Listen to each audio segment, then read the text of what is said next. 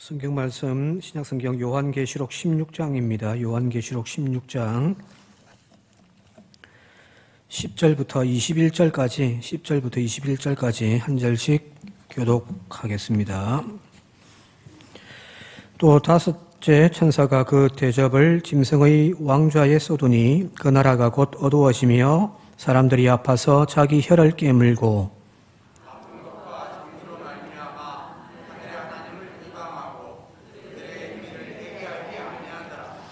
또 여섯째 천사가 그 대접을 큰 강 유브라데에 쏟음에 강물이 말라서 동방에서 오는 왕들의 길이 예비되었더라.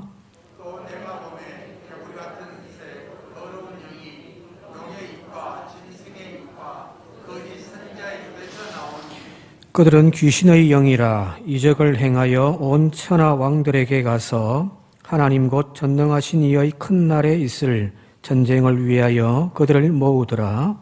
그러나 내가 똑같이 오리니 누구든지 깨어 자기 옷을 지켜 벌거벗고 다니지 아니하며 자기의 부끄러움을 보이지 아니하는 자는 복이 있도다. 새 영이 히브리어로 아마겟돈이라 하는 곳으로 왕들을 모으더라. 일곱째 천사가 그 대접을 공중에 쏟으매 큰 음성이 성전에서 보다라부터 나서 이르되 되었다 하시니 번개와 음성들과 우레 소리가 있고 또 큰 지진이 있어 얼마나 큰지 사람이 땅에 있어 온 이래로 이같이 큰 지진이 없었더라. 큰 성이 세 갈래로 갈라지고 만국의 성들도 무너지니 큰 성 바벨론이 하나님 앞에 기어가실 바되어 그의 맹렬한 진노에 포도주차를 받으매 각 섬도 없어지고 산악도 간데 없더라. 또 무게가 한 달란트나 되는 큰 우박이 하늘로부터 사람들에게 내리매 사람들이 그 우박의 재앙 때문에 하나님을 비방하니 그 재앙이 심히 큼이러라. 아멘. 지난 시간에 이어서 계속해서 이제 일곱 대접에 대한 이야기를 이어가려고 합니다. 지난주까지는 네 번째까지 살펴봤는데 오늘 다섯 번째입니다. 여기 10절과 11절에 보니까 또 다섯 천사가 그 대접을 짐승의 왕좌에 쏟으니 그 나라가 곧 어두워지며 사람들이 아파서 자기 혀를 깨물고 아픈 것과 종기로 말미암아 하늘의 하나님을 비방하고 그들의 행위를 회개하지 않더라는 거잖아요. 그죠? 여기 특징은 이제 앞부분에는 일반인들에게 이제 그 보편적인 대상자들에게 하나님의 심판이 내려졌다면 여기 다섯 번째부터는 이제 그 타켓이 더 좁혀집니다. 그래서 이게 10절에 나와 있듯이 그 대접을 짐승의 왕좌에 짐승이 앉아있는 권력의 그 자리에 이제 집중적으로 쏟아버리시는 거죠. 자, 그리하여 여기 보니까 그 나라가 어두워져 버립니다. 이전까지는 자기의 권세로 막 자기 마음대로 하면서 자기의 영광을 누리며 살아갔던 그 짐승의 자리에 하나님이 진노를 쏟아버리시니 그 나라가 이제 어두워지더라는 거거든요. 이 비슷한 이야기가 계속해서 말씀드립니다만 출애굽기에 나와 있는 10가지 재앙, 애굽에 대한 10가지 재앙이 여기 일곱 나팔과 일곱 대접에는 반복해서 나온다고 지난 시간부터 계속 말씀드렸잖아요. 같은 맥락이거든요. 자, 이 세상이 어두워지는 심판의 이야기가 바로 애굽의 최고의 신, 태양신 라라고 하는 태양신이 있는데 그 태양신에 대한 하나님의 심판이에요. 왜? 태양을 가려버리시거든요. 이 세상이 어두워져 버리는 거죠.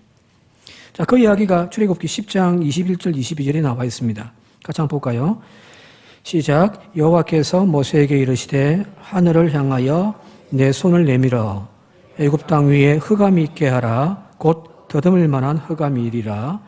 모세가 하늘을 향하여 손을 내밀매 캄캄한 흑암이 3일 동안 애굽 온 땅에 있어서.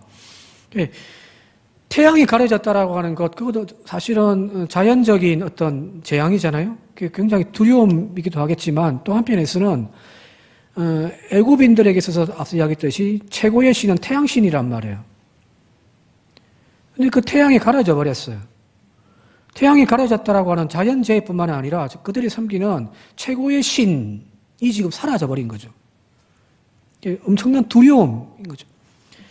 자, 그런 맥락에서 여기 10절에 아까 말씀드렸습니다만 그 짐승의 보좌, 왕좌에 하나님의 진노가 쏟아져 버리는, 이제는 일반 대중들에게 막 내려지는 보편적인 재앙이 아니라 이제 본질을 타격시키는 거죠.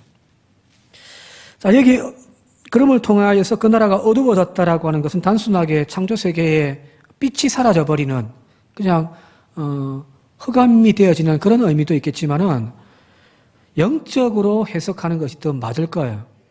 사람들 가운데 진리가 사라져 버리고 모두가 다 어두워져 버려, 영적으로 어두워져 버린 거죠.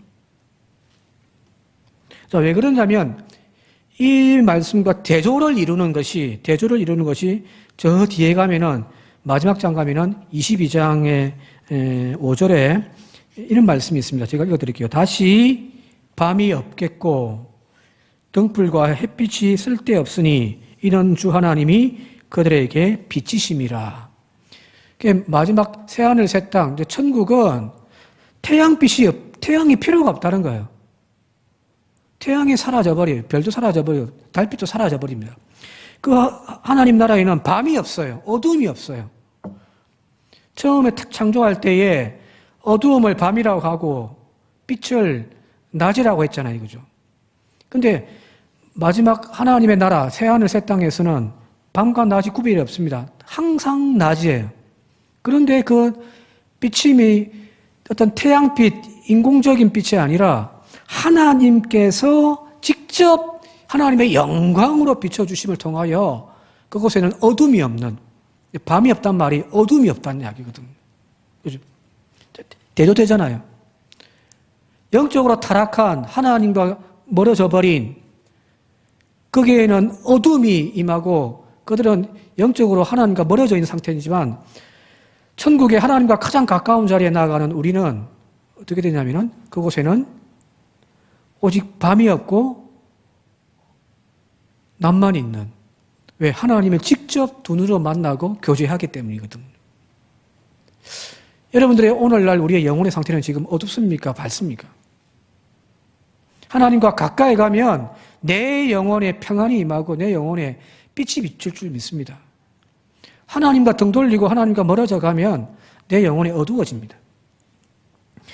자, 이런 현상이 바로 출애굽기 아까 읽었습니다만은 10장 23절에 아까 그 흑암에 대한 재앙의 마지막 부분이 이렇게 되어 있습니다. 23절 같이 한번 읽어볼까요? 출애굽기 10장 23절. 예, 그 동안은 사람이 서로 자기 처소에서 일어나는 자가 없으되 온 이스라엘 자손들이 거주하는 곳에는 빛이 있었더라. 태양을 가려서 3일 동안 애굽 땅이 전체가 어두워졌는데, 그죠? 이 어두움 자체가 하나님의 심판인 거죠. 그런데 똑같은 애굽 땅에 살고 있는, 머물러 있는 이스라엘 자손들이 거주하고 있던 그곳에는 빛이 나는 거야. 그게 밝아요. 그죠? 하나님의 백성이 머물러 있는 그곳, 하나님이 함께 하시는 그곳은 빛이 머물러 있지만 하나님을 떠나고 하나님을 대적하는 그 영역에서는 온통 빛이 사라져버린 어둠만이 있는 거죠. 이건 단순하게 어떤 태양이 가려지고 막 온 천지가 막 정전이 되어지고 어두워지고 그런 어떤 자연적인 현상이라기보다는 영적인 의미입니다. 오늘 우리가 하나님의 말씀을 듣는 것도 마찬가지죠. 내가 하나님 말씀을 읽어가지고 그 말씀을 깨닫는 것이 아니라 사실은 성령의 조명이에요. 어거스틴에게 있어서 가장 중요한 신학적인 교리 중에 하나가 바로 이 조명설이거든요. 그것은 우리의 타락한 어떤 영혼, 인격을 가지고 하나님의 말씀을, 하나님의 진리를 온전히 깨닫고 들을 수가 없어요. 그러나 우리가 하나님의 말씀을 온전히 깨닫는 이유는 뭐냐면 성령의 조명하심이에요. 성령께서 우리의 영혼을 밝혀주심을 통하여 비로소 우리의 눈들이 열려지고 빛을 보는 거예요. 설교를 하는 것도, 설교를 듣는 것도 이 성령의 조명하심이 없으면, 성령이 비춰주지 아니하시면 우리는 영적인 어둠에 빠져 있을 수밖에 없습니다. 그래서 예수님께서 마지막 요한복음에 보게 되어 지금 제자들에게 성령을 약속하시잖아요, 그죠? 그 성령께서 나중에 이 말씀을 깨닫게 하시리라. 지금은 우리가 아무리 들으려고 해도 깨닫지를 못하는데 성령께서 비춰주실 때에 비로소 우리는 깨닫게 되어지는 거예요. 오늘 이 성령의 빛이, 하나님의 빛이 저와 여러분들 가운데 있기를 바랍니다. 제가 가장 좋아하는 구절 중에 하나가 창세기에 나와 있는 이 야곱이 야복 강가에서 하나님과 씨름하는 이야기예요. 설교도 몇 번 하기도 했습니다만은 세상과 붙들고 사람을 붙들고 물질을 붙들고 씨름하던 그 야곱의 마음은 항상 어둠이에요. 그렇죠? 절망이에요. 그러나 하나님을 붙들고 씨름했을 때 비로소 그의 삶이 달라지는 거거든요. 그래서 야복 강가 씨름이 끝나고 난 다음에 바로 이어서 나오는 이제 해가 뜨고 새벽 미명에 이제 그가 이제 씨름을 마치고 첫살을 보내고 이제 쩔뚝거리면서 걸어가는데 그 걸어가는 자리가 바로 분이엘이잖아요. 분이엘. 이 분이엘이라는 뜻이 바로 하나님의 얼굴이거든요. 그리고 그 광경을 쭉 읽다 보면은 떠오르는 태양의 환한 빛 가운데서 그가 탁 걸어가거든요. 무슨 말인가요? 하나님과 씨름한 거예요. 하나님을 이겼다가 중요한 것이 아니라 그가 이제 세상과 씨름하면서 처절하게 살아왔던 그 어둠의 시간을 청산하고 이제 하나님과 씨름하며 하나님 안에서 비춰주시는 빛 가운데 이제 쭉 나가는 거거든요. 오늘 우리도 마찬가지예요. 여러분들의 얼굴에 광채가 났으면 좋겠습니다. 그 광채란 막 비싼 화장품 막 발라가지고 막 빛이 나는 것이 아니라 다 쭈그러지고 막 주름지고 막 시큼게 타더라도 그 얼굴에서 하나님의 형상이 나타나야 되는 거예요. 빛이 나야 돼요. 교인들의 얼굴에서 빛이 나야죠. 그죠? 왜? 하나님이 내 가운데 계시고 나와 함께 하시고 나를 비춰주시니까 내 영혼이 편안한 거예요. 속이 편해요. 얼굴이 밝아질 수밖에 없죠. 그죠? 하나님이 오늘 우리에게서 빛을 거두어 가셔서 어두움에 칙칙한 삶을 사는 저와 여러분들이 아니라 하나님이 빛이 되셔서 늘 우리 안에 어둠이 없는 삶, 그런 우리의 영혼, 우리의 얼굴이 되시기를 주님 이름 축원드립니다.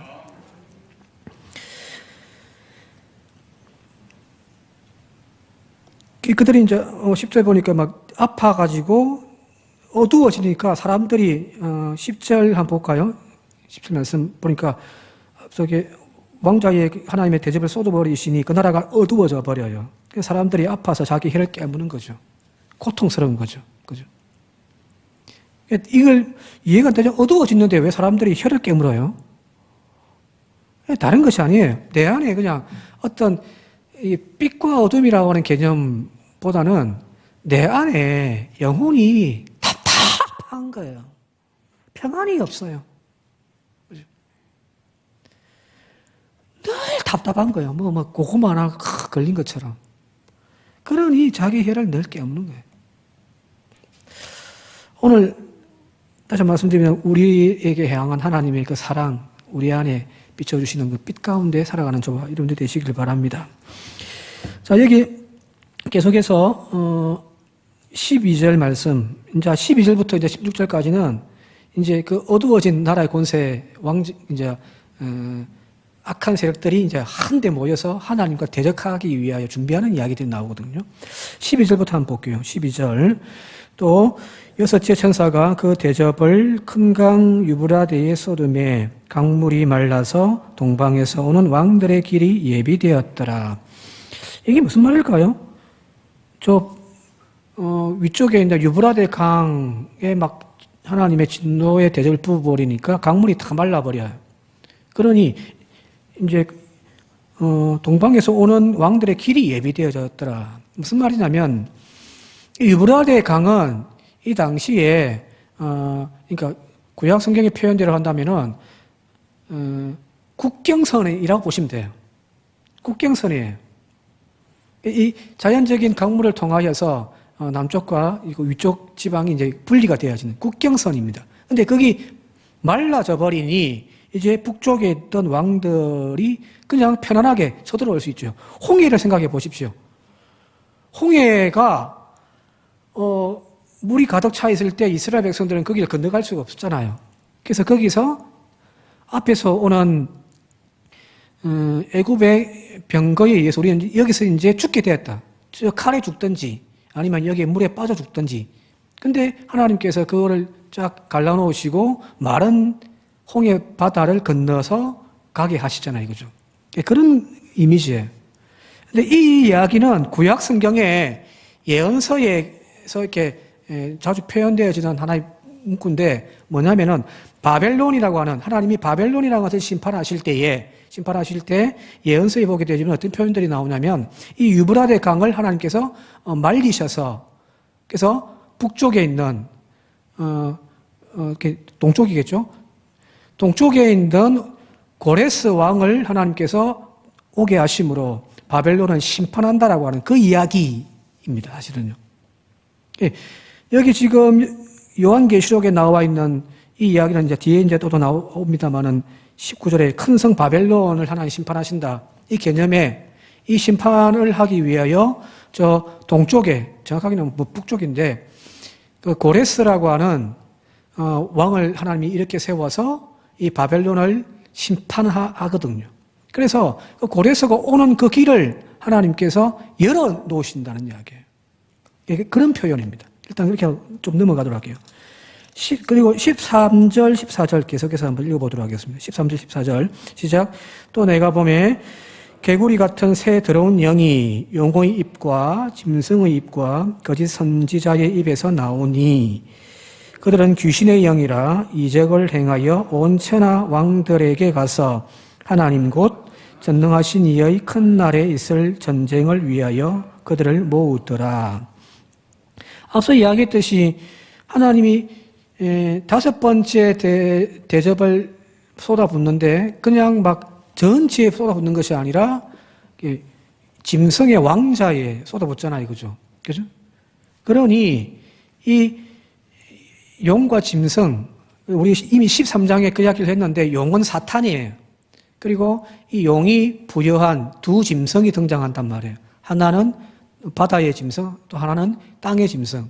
바다의 짐승은 그 권력을 부여받은 정치 세력이고요.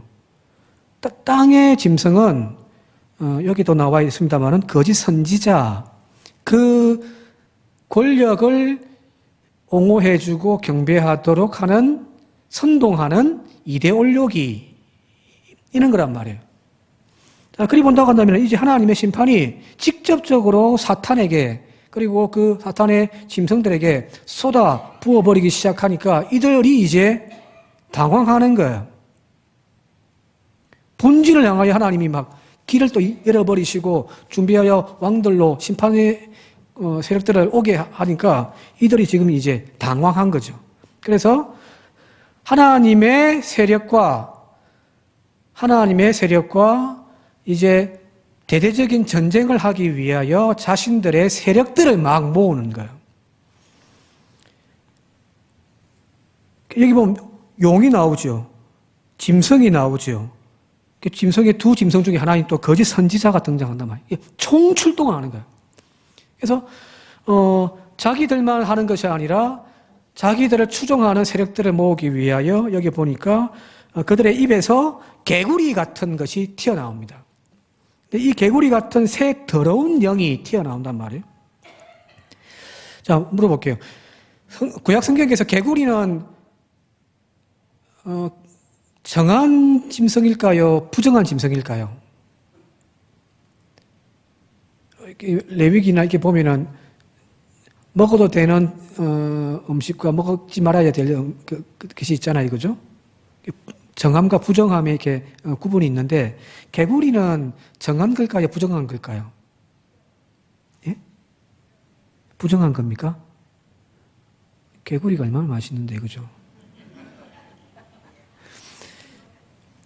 비늘이 없는 그 양서류의 개구리는 부정한 짐승으로 취급됩니다.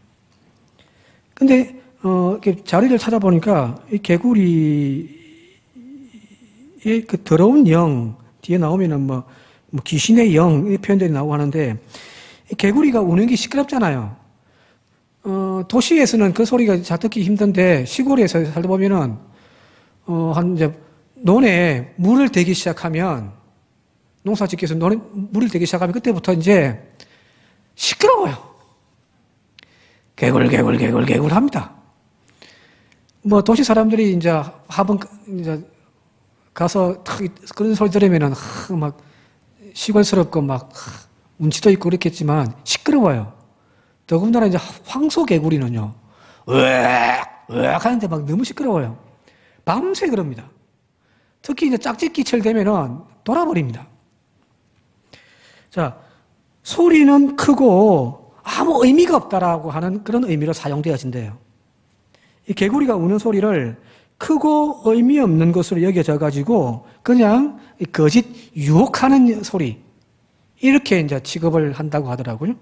자, 그리 본다고 한다면 여기 세 대행자 어떤 용의 입, 짐승의 입, 거짓 선지자 입에서 튀어나온 그 개구리 같은이에요. 같은 더러운 영들이 이제 흩어져서 뭐냐면은 온 천하 14절에 온 천하 왕들에게 가지고 전능하신 하나님과의 있을 큰 전쟁을 위하여 사람들을 막 모으는 거예요.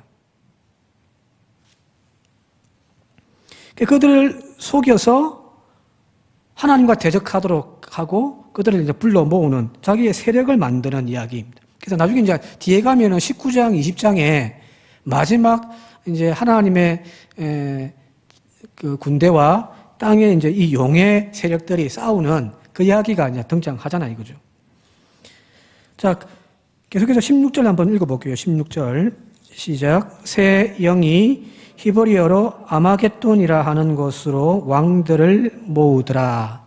그게 이제 이 악한 영들이 하나님과 대적하기 위하여 세상에 많은 왕들을 군사들을 불러 모으는데 그 장소가 어디냐면 바로 아마겟돈입니다.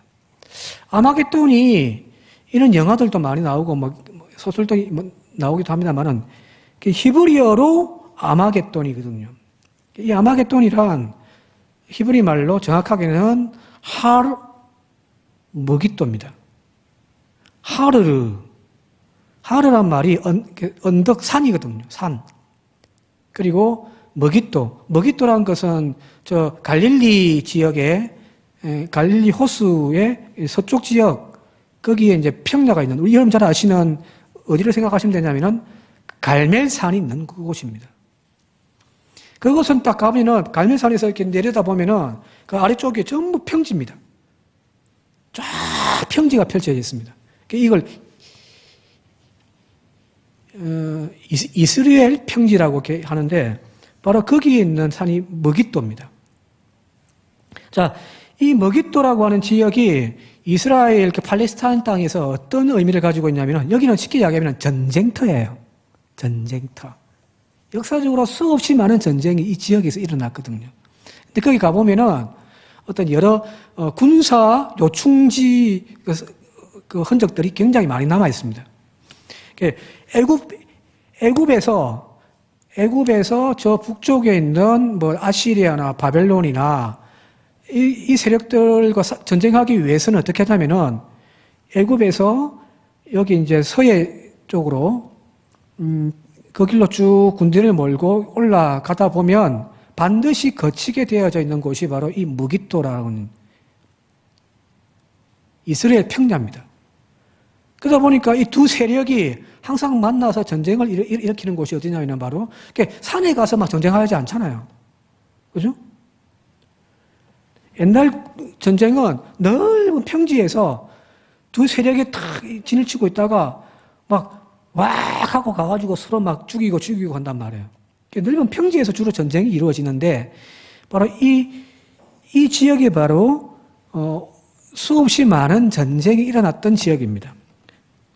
한 두 가지만 예를 들면은 여러분 잘 아시는 요시야 왕이 요시야 왕이 뭐 어떤 인물이냐면은 그 성전을 수리하다가 율법책을 발견해 가지고 종교 개혁을 일으켰던 아주 좋은 왕이에요. 근데 그 시대 당시에 이제 아시리아가 막 번창하고 있고 남쪽에는 애굽이 강대국으로 두 세력이 이제 한번 큰 전쟁을 일으키거든요.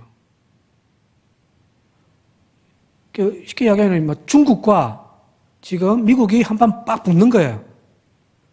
이걸 갈기미스 전투라고 하는데 이 전쟁을 일으키기 위해서 애굽의 느보라고 하는 왕이 그 애굽의 군대를 일으켜가지고 이제 북쪽으로 올라가는 거예요.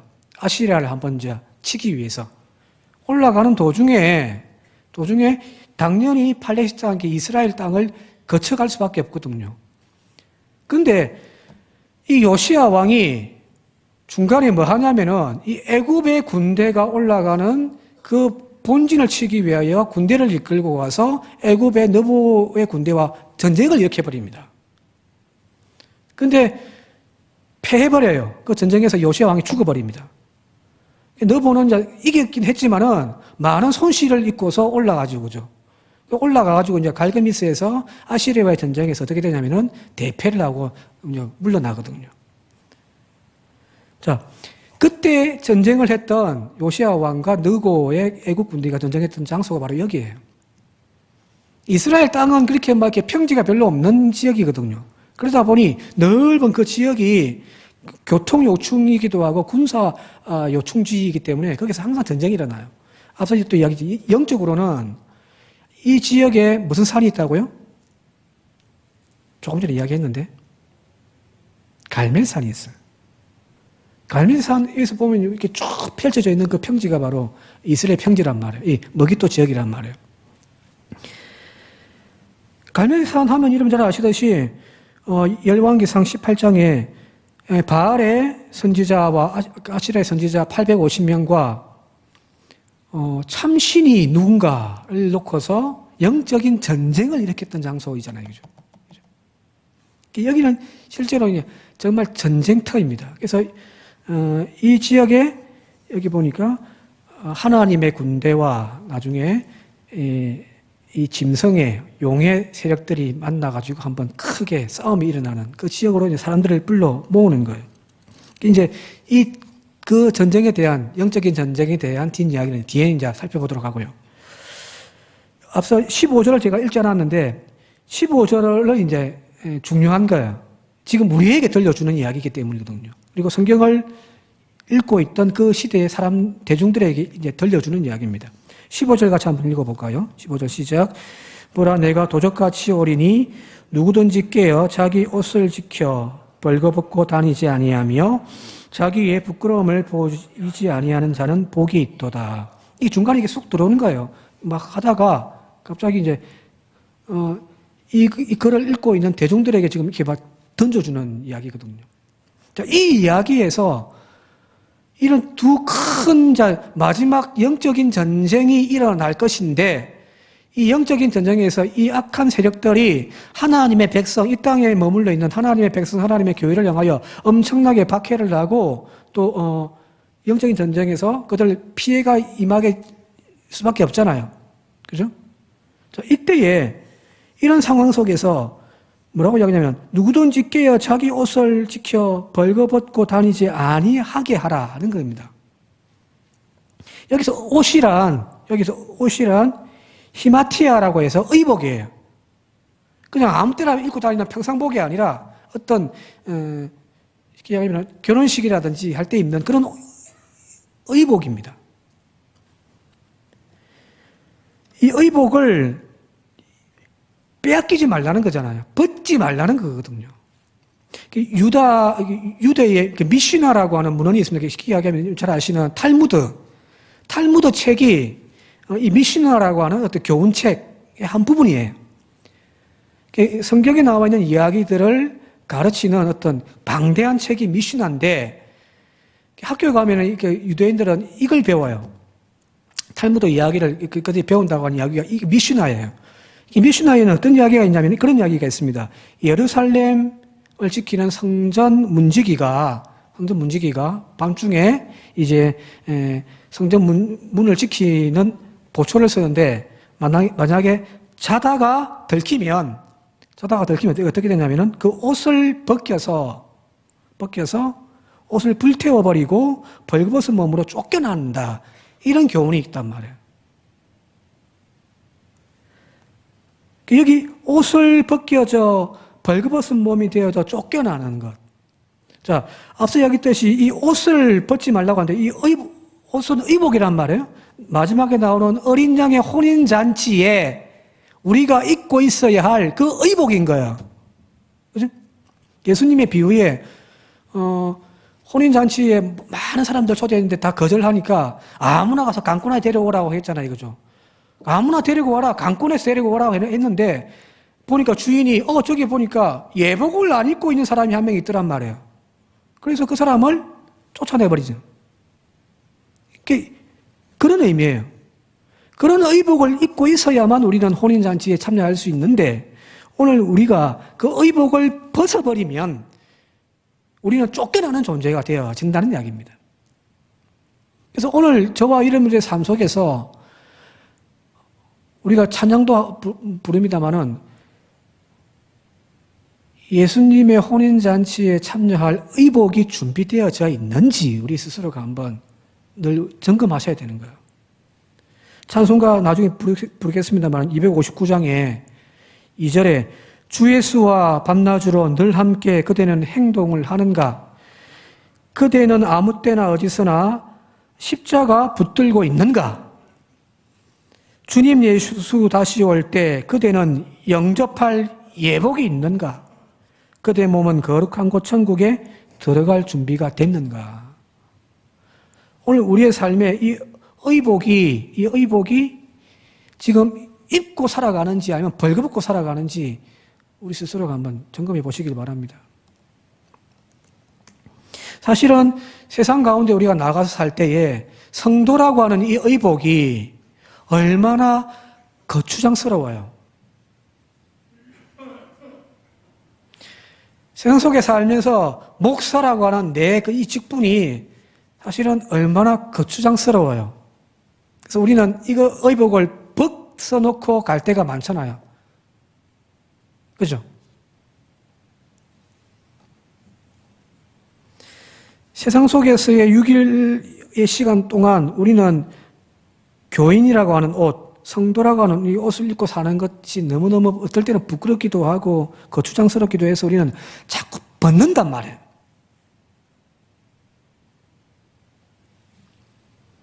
그 벗는 것이 습관이 되어지면 옷 잃어버립니다. 그죠? 마귀가 그 옷을 가만히 두겠어요?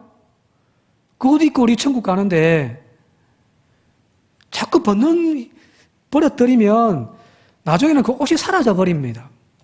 그 옷 없으면 거룩한 성도의 거룩한 세마포 옷을 잃어버리면 우리는 여러분들 하나님의 혼인잔치에 참여할 수가 없습니다. 오늘 여기 15절을 여러분들 좀 기억했으면 좋겠습니다. 이게 다른 이야기들은 좀 비유적인 이야기들이 많기 때문에 상징적인 이야기들이 많기 때문에 좀 이거 해석해야 되는 부분이 있지만 15절은 바로 직접적으로 이야기하고 있잖아요. 내가 도적같이 임할 것이다. 누구든지 깨어 자기 옷을 지켜 벌거벗고 다니지 아니하면 자기의 부끄러움을 보이지 아니하는 자는 복이 있다. 여러분 힘들고 어렵지만 세상 속에 사는 동안 한 주간 사는 동안 성도의 거룩한 옷 입고 사십시오.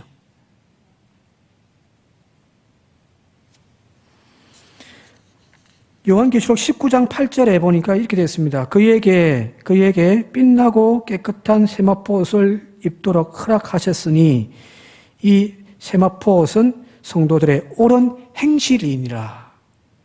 무슨 말인가요? 교회에 나와서 교회에서 목사 직분, 장로 직분, 권사 직분 잘했다고 입혀주시는 옷이 아니라 우리의 평상시에 살아가는 삶 속에서의 옳은 행실들인 거예요. 그게 성도의 거룩한 옷이죠. 성도답게 말하시고 성도답게 행동하는 한 주간이 되시길 바랍니다. 지금 어찌 보면은 영적으로 지금 우리가 살고 있는 이 시대는 정말 말세 시대에 가까워진 것 같아요. 아무리 봐도. 그러니까 우리나라만 보는 것이 아니라 전 세계적으로 봐도 말세에 더 가까워졌습니다. 분명한 것은요.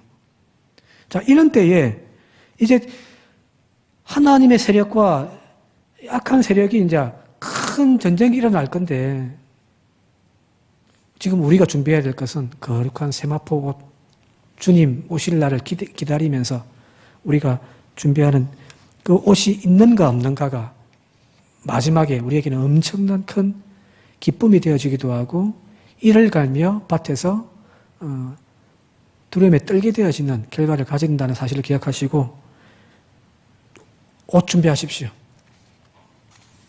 옷 준비하십시오. 이거 그 옷을 늘 입고 살아가는 저와 이런 일이 되시길 바랍니다. 다시 한번 마지막으로 제가 아까 찬송 주님 예수 다시 올 때 그대는 영접할 예복이 있는가. 거룩한 옷을 빼앗기지 아니하는 저와 이름 되시기를 주님 이름 축원드립니다. 함께 기도드리겠습니다. 고마우신 아버지 하나님, 하나님께서 이제 말세에는 세상에 대한 심판도 하시겠지만 이 땅을 지배하고 타락시키는 악의 세력 한가운데를 치고 오실 것인데 그 마귀가 날뛰고 하나님과 대적하기 위하여 더 악해져가는 세상이 되어질 것인데 이 세상과 짝하고 세상을 사랑하는 어리석은 저희들이 되어지지 않게 하시고 세상과 구별되어진 주님께서 십자가에서 우리에게 허락해 주신 거룩한 세마포 옷을 준비하며 입고 살아가는 저희들이 되게 하여 주시옵소서. 한 주간도 바로 이 세마포 옷이 거추장스럽다고 불편하다고 벗어놓고 삶이 아니라 세상 속에서 가정 속에서 이 하나님의 성도의 옷을 입고 살아가는 저희들이 되게 하옵소서. 예수님의 이름으로 기도드리옵나이다. 아멘.